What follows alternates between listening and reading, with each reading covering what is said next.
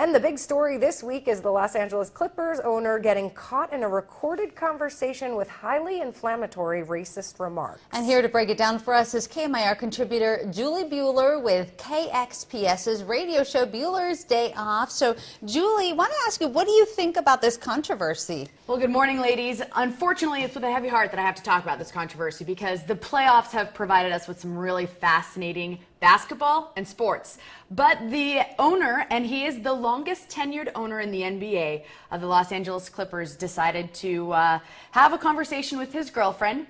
And in this conversation, and she taped it. Now, the NBA is investigating whether or not it's really his voice and whatnot, but in this conversation, he has some very inflammatory remarks about African Americans and his opinion about them, and let's just say they were very inappropriate and absolutely inexcusable.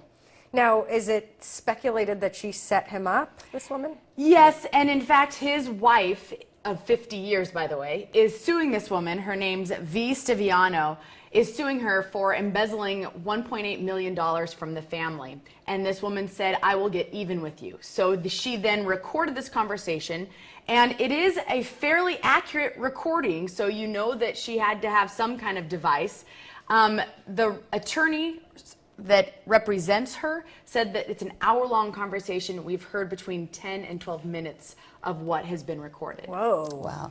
And the Clippers also lost to the Warriors in the playoffs. Now, the coach was asked if this controversy was distracting them. He said no, but do you think it was a distraction for the players and the coach? Absolutely, no question. It is a huge distraction. Interestingly enough, Chris Paul, who's really the leader of the Los Angeles Clippers, is the head of the National Basketball Players Association. So every player is looking to Chris Paul specifically to kind of wonder, what are you going to do about the fact that your owner has these racist comments about African Americans? And so far, the strongest statement that was sent was the Clippers turned their practice jerseys inside out before the game in order to play.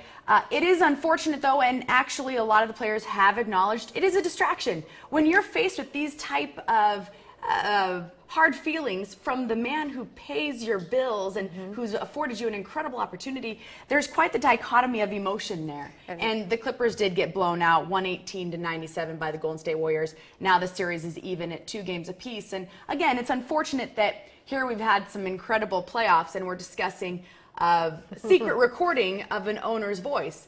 My personal opinion, though, if you've got these feelings harbored in your brain, you deserve to be exposed. And I'm happy that this has come out and that Donald Sterling is going to have a reckoning. The NBA is currently investigating this, and it's not known exactly what kind of legal precedent will be set. No owner has been stripped of a team. One owner has been suspended.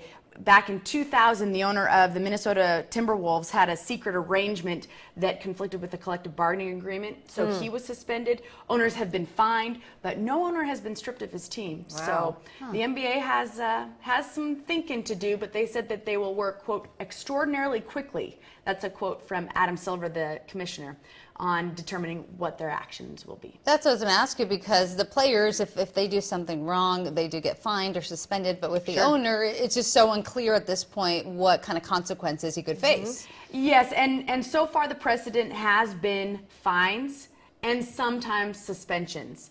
Again, the NBA is very careful. They want to make sure that this is A, Donald Sterling's voice, and B, that the tape wasn't doctored in some way, shape, or form to kind of extract most inflammatory comments, but not offer the context of what he was somehow trying to convey.